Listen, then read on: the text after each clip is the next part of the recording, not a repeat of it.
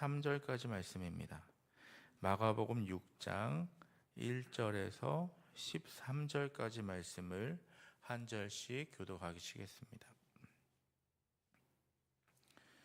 제가 먼저 1절을 읽겠습니다. 예수께서 거기를 떠나사 고향으로 가시니 제자들도 따르니라. 안식일이 되어 회당에서 가르치시니 많은 사람이 듣고 놀라 이르되 이 사람이 어디서 이런 것을 얻었느냐? 이 사람이 받은 죄와 그 손으로 이루어지는 이런 권능이 어찌 됨이냐? 이 사람이 마리아의 아들 목수가 아니냐? 야고보와 요셉과 유다와 시몬의 형제가 아니냐? 그 너희들이 우리와 함께 여기 있지 아니하냐 하고 예수를 배척한지라. 그래서 그들에게 이르시되 선지자가 자기 고향과 자기 친척과 자기 집 외에서는 존경을 받지 못함이 없느니라 하시며 거기서는 아무 권능도 행하실 수 없어 다만 소수의 병자에게 안수하여 고치실 뿐이었고 그들이 믿지 않음을 일상에 여기었더라. 이에 모든 촌에 두루 다니시며 가르치시더라. 12 제자를 부르사 둘씩 보내시며 더러운 귀신을 제어하는 권능을 주시고 명하시되 여행을 위하여 지팡이 외에는 양식이나 배낭이나 전대의 돈이나 아무것도 가지지 말며 신만 신고 두벌옷도 입지 말라 하시고 또 이르시되 어디에서든지 누구의 집에 들어가거든 그것을 떠나기 전까지 거기 유하라. 어느 곳에든지 너희를 영접하지 아니하고 너희 말을 듣지도 아니하거든 거기서 나갈 때에 발 아래 먼지를 떨어버려 그들에게 증거를 삼으라 하시니 제자들이 나가서 회개하라 전파. 함께 읽겠습니다. 많은 귀신을 쫓아내며 많은 병자에게 기름을 발라 고치더라. 아멘. 오늘도 하나님의 은혜와 평강이 함께 하시기를 바랍니다. 예수님의 사역의 거점이었던 가버나움을 떠나 고향 나사렛으로 향하십니다. 마태와 누가가 탄생기사에서 예수님의 출생지를 베들레헴으로 소개하고 우리도 예수님의 고향이 태어난 곳을 베들레헴으로 알고 있지만 성경에서 고향을 뜻하는 파트리스는 개인 출생지뿐 아니라 가족의 거주지를 가리킵니다. 예수님께서 나고 자라신 곳은 나사렛인 것입니다. 그래서 예수님의 고향은 나사렛이라 할 수 있습니다. 그러나 나사렛 사람들은 주님을 환영하기는커녕 도리어 주님을 배척하고 말았습니다. 그것은 그들이 예수님의 출신 배경을 잘 알고 있었기에 예수님은 유대인이 기다리시던 메시아가 될 수 없다는 것이 그 이유였습니다. 나사렛 사람들은 육신적 안목으로 예수님을 바라봄으로써 그의 구주 되심을 인정하지 못하고 배척하는 과오를 범하고 만 것입니다. 이러한 과오는 나사렛 사람들만 범한 것이 아니었습니다. 이는 당시 유대 종교 지도자들과 대개의 유대인들이 범했던 과오로서 육신의 안목으로 진리를 보는 일에 위험성을 경고해주고 있는 것입니다. 사실 오늘도 많은 사람들이 예수님을 구주로 영접하지 못하는 것은 육신적 안목으로 예수님을 평가하고 바라보기 때문입니다. 사람의 눈이 어떤 것에 의해 가려져 있으면 아무것도 볼 수 없습니다. 사람이 실명하면 오직 손으로 만질 수 있거나 귀로 들을 수 있는 것만을 존재하는 것으로 믿게 됩니다. 이와 같이 타락한 인생은 영적 소경이 되어 눈앞 저 멀리서 펼쳐지고 있는 아름답고 놀라운 광경을 보지 못하는 것입니다. 영적인 눈을 뜬 사람이 눈앞에 놀라운 광경이 펼쳐지고 있다고 아무리 말해도 영적 소경인 자들은 그것을 믿으려 하지 않습니다. 그래서 예수님은 영적인 눈을 뜨지 못하고 있는 바리새인들을 영적 소경으로 간주하신 것이었습니다. 본문에 언급되고 있는 예수님의 고향 사람들인 나사렛 사람들도 영적 소경이었다는 사실에 있어서는 바리새인들과 다를 바가 없습니다. 예수님이 그들을 방문했을 때 그들의 눈에 비춰진 것은 오직 인간 예수뿐이었습니다. 그들의 눈으로 볼 수 있었던 것은 하나님의 아들이신 예수님이 아니라 자기들 가운데서 성장했던 인간 예수뿐이었습니다. 그들은 예수님이 행하시는 능력을 보고 또 그가 선포하시는 말씀의 지혜를 들었으나 잠시 놀라기만 했을 뿐 더 이상 그를 깊이 알려고 하지 않았습니다. 예수님의 성장 과정에 대해 너무도 잘 아는 갈릴리 나사렛 사람들은 예수님이 행하시는 능력과 말씀하시는 지혜의 근원에 대해서 의문을 품게 되었습니다. 그들은 예수님이 가지신 능력과 지혜의 근원을 이해할 수가 없었던 것입니다.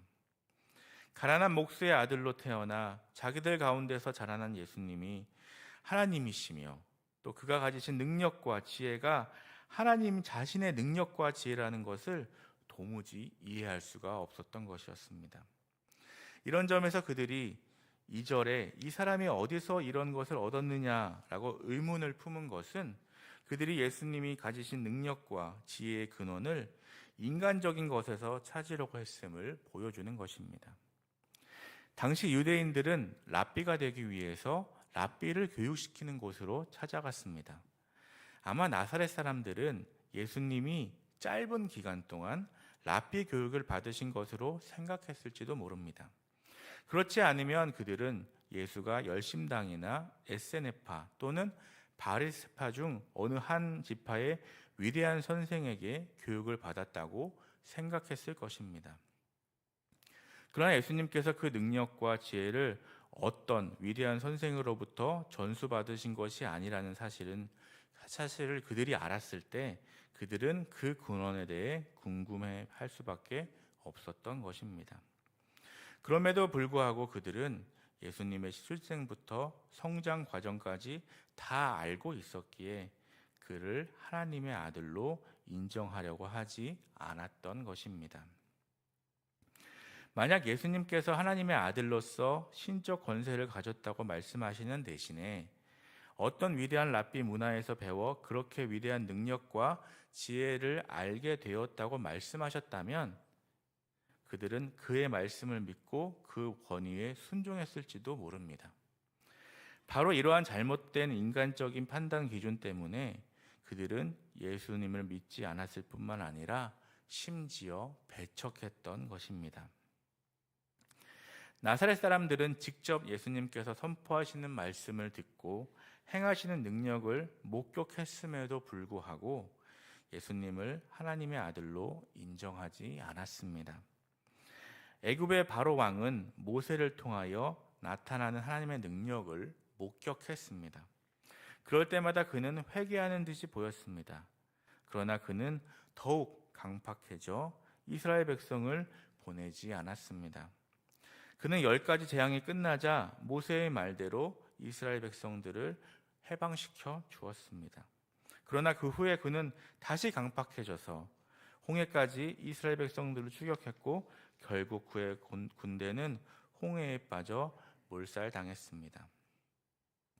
이처럼 인간의 완악성은 하나님의 능력과 지혜가 눈앞에 분명히 나타나는데도 그 사실을 믿지 못하게 만듭니다.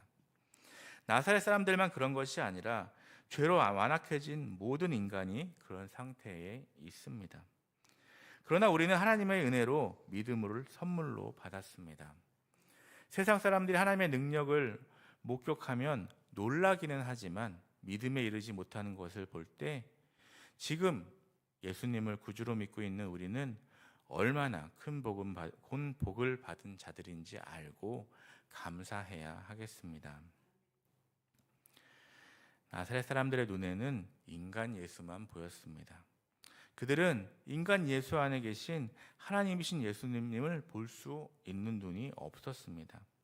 그들이 이 사람이 마리아의 아들 목수가 아니냐라고 말한 것은 그들의 인간적인 편견 때문에 진리의 주체를 발견하지 못하고 있음을 단적으로 입증해 줍니다. 그들의 편견은 너무도 강한 것이었기에 예수님의 능력과 지혜 앞에서도 깨어지지 않았습니다. 그 결과 예수님은 자기 고향에서 소수의 병자에게 안수하여 고치시는 것 외에 아무런 권능도 행하지 않으셨습니다. 능력이 부족한 것이 아니라 그들의 마음밭이 길가이고 돌밭이고 가시떨기였기 때문이었습니다. 예수님은 그런 그들의 불신이 이상하다고 여기셨다고 6절에 말씀하고 있습니다.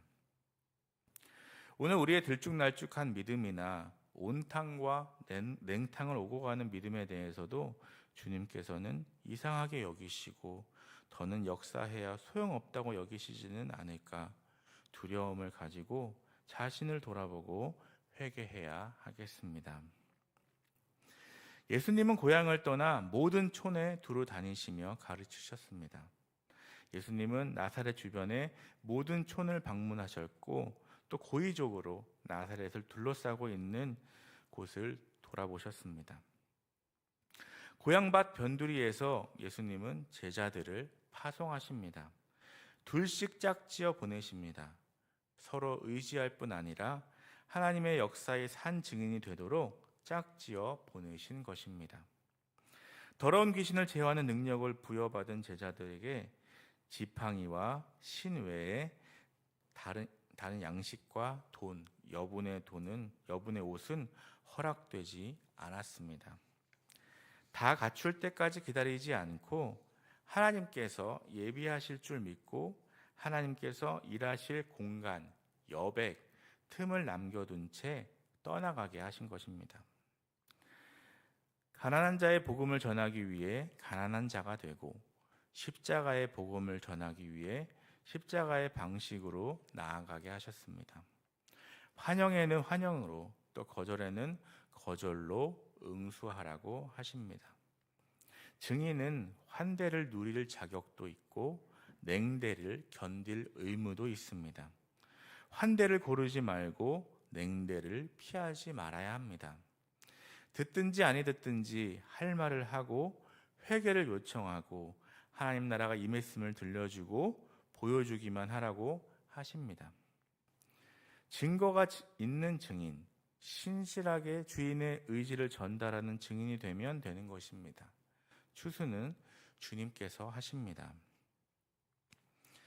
나사렛 사람들은 단지 인간적인 고정관념에 사로잡힌 나머지 하늘로부터 오신 예수 그리스도를 알지 못하고 오히려 배척하고 말았습니다. 그리하여 그들은 참으로 귀한 복의 근원을 스스로 저버림으로써 은혜의 문을 닫는 실수를 저지르고 말았습니다. 이처럼 우리도 스스로의 자만에 빠져 잘못된 고정관념 속에 사로잡히면 이와 같은 실수를 저지를 수 있다는 것을 기억해야 하겠습니다. 언제나 마음을 비우고 겸허하게 말씀을 수용할 뿐 아니라 은혜를 사모하는 간절한 마음으로 하나님께 나아가며 자기 구원에 만족하는 안일한 신앙 태도를 버리고 오늘 본문에 기록된 제자들과 같은 모습으로 오직 하나님만 의지하는 굳건한 믿음을 가지고 세상으로 나아가는 저와 여러분 되시기를 간절히 소망합니다. 기도하시겠습니다. 사랑의 하나님, 오늘도 이 새벽에 깨워주시고 주의 전으로 불러주시고 말씀으로 새롭게 해주시니 감사합니다. 하나님, 주님을 믿는다 하면서도 인간적인 고정관념과 자만에 빠져 스스로 은혜의 문을 닫는 어리석음을 범할 때가 있음을 고백합니다. 용서하여 주시옵소서. 언제나 마음을 비우고 겸허하게 말씀을 수용하고 은혜를 사모하는 간절한 마음으로 하나님께 나아가며 오직 하나님만 의지하는 굳건한 믿음을 가지고 세상으로 나아가는 주님의 백성들 될 수 있도록 인도하여 주시옵소서. 병상 가운데 있는 환우들에게도 함께해 주시고 주님의 보혈로 치유하여 주시옵소서. 몸과 마음이 회복되게 하시고 건강한 모습으로 하나님을 예배하고 찬양하게 하여 주시옵소서. 또한 삶의 많은 문제로 고통받는 성도님들의 삶 속에 함께하여 주셔서 이 사순절 기간에 가정과 교회와 이 민족의 온전한 치유와 회복이 일어나는 복된 시간 되게 하여 주시옵소서. 이 시간 주님 앞에 감사 예물과 인천 번제 예물을 드립니다. 사랑하는 주의 자녀가 드리는 예물을 받아주시고 예물이 드려지는 곳에 주의 은혜로 함께하여 주시옵소서. 예물을 드리는 자들이 엎드려 기도하오니 들으시고 선하신 뜻대로 응답하여 주시옵소서.